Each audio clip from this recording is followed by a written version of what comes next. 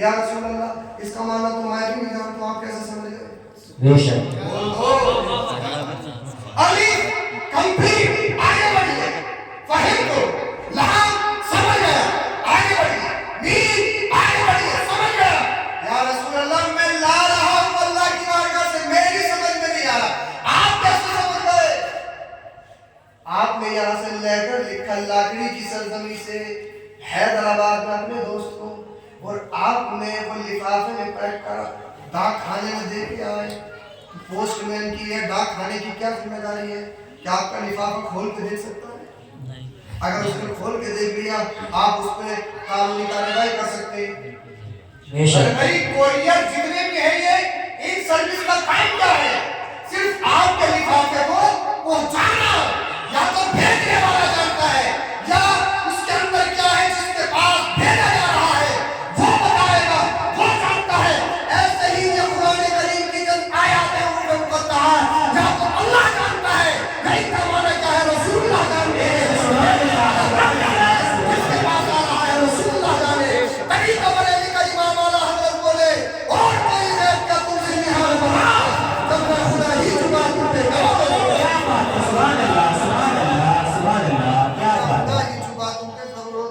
بے شک سبحان اللہ۔ اللہ کے رسول نے کہا نا، اور اللہ کے رسول نے جو اللہ کے رسول کو ملا تھا اپنے غلاموں میں بانٹا۔ بے شک سبحان اللہ۔ اب بڑھیے آ گئی یہ بات، آپ کی سمجھ میں آ گئی ہو تو اچھا آپ سننے کے شوقین ہیں، اس لیے میں آپ کو تھوڑی گاڑی بات بتا رہا ہوں، ورنہ میں سرل بھی بتا کے اپنی بات پوری کروں، اور اللہ کر آپ کی سمجھ میں آ گیا۔ اب بڑی آ گئی اب پیرانے پیرتا سے یہ روشن ضمیر حضوروں سے پاک، بیٹیاں تو ہیں بال بھی بہت ہے، کوئی بارش نہیں ہے، بیٹا ہے۔ اچھا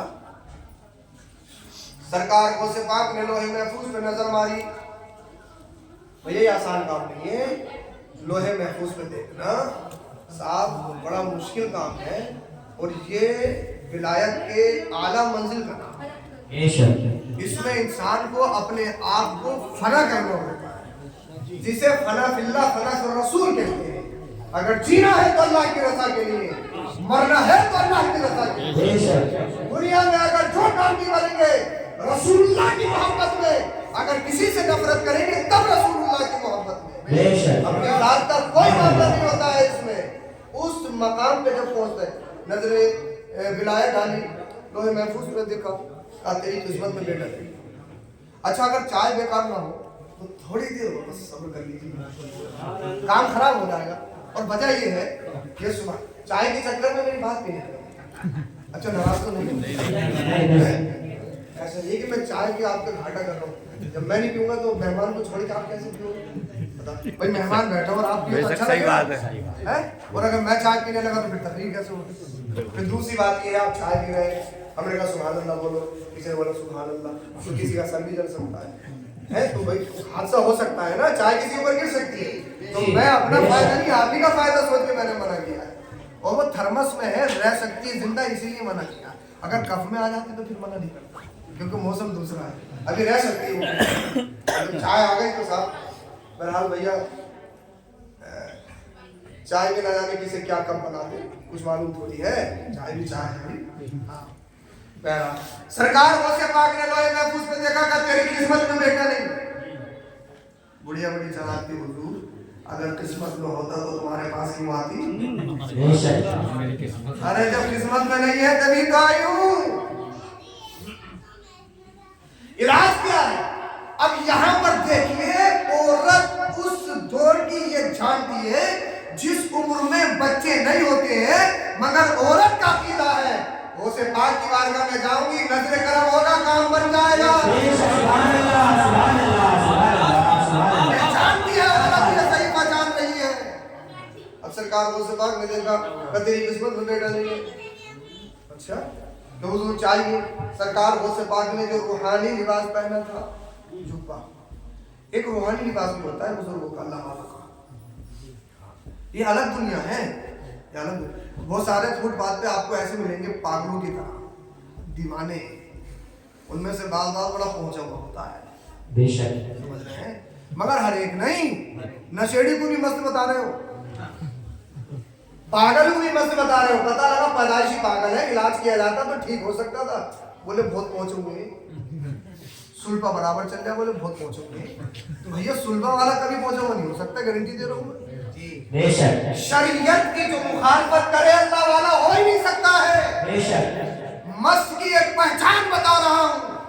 पहली पहचान तो ये है, सोना और मिट्टी के दरमियान उसकी नजरों में कोई फर्क नहीं होता है। बेशक और दूसरी पहचान ये है, जो मस्त होगा कभी शरीयत के आड़े नहीं आएगा।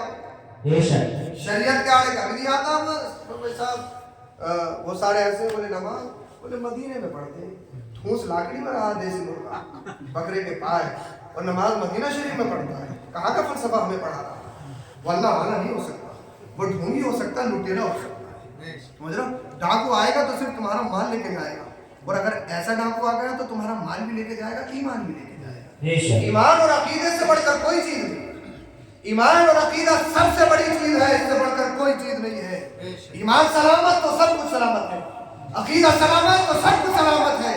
अब सरकार को से पाक रज़ी अल्लाह ताला अन्हु से कहने लगे, हुजूर मुझे बचाइए। आपने अपना रूहानी लिबास हवा में फेंक दिया। हवा का क्या काम है? हवा में आप कोई चीज फेंकोगे, हवा वापस करती है।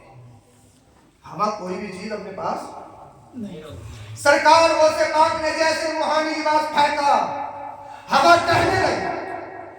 बहुत सारे लोगों की बहुत सारी चीजें मेरे आगोश में आती है, मैं वापस करती हूँ, मगर आप तो झूठा है, किसी आम का नहीं है, वलियों के सरदार पुराने पीर का ये वापस करने का नहीं है, तो अपने आगोश में समेटने का है। सरकार वो से पाक का जुब्बा हवा में गश्त कर रहा है। बेशक ये कोई छोटी बात है? अगर छोटी लग रही है तो ये कोई टोपा ऊपर उछाल के देखो, मैं देखूंगा कितनी देर जाएगा। अगर मैं चादर ऊपर को फेंक दूं तो ये रुकेगी हवा में, ये वापस आनी है। मगर हवा जान रही है ये तिहारे की है, तस्वीर है, रोशन लगी है, ये मेरे नबी के बेटे हैं। हवा को मालूम है, और अर्ज करते हैं, मकाम नाज की बात कर रहा हूँ, अर्ज करते हैं अल्लाह जब तक तू इसे बेटा अता नहीं करेगा मैं रूहानी लिबास नहीं पहनूंगा। ये मत सोचना कि ये अल्लाह के बारगाह में गुस्ताखी है, ये मकामे नाज होता है। जब कोई जिसके कांटेक्ट ज्यादा गहरे हो तो वहां नाजो नियाज की बातें होती हैं। ये मकामे नाज है, मकामे नाज, इसे गुस्ताखी पे महमूल मत करना।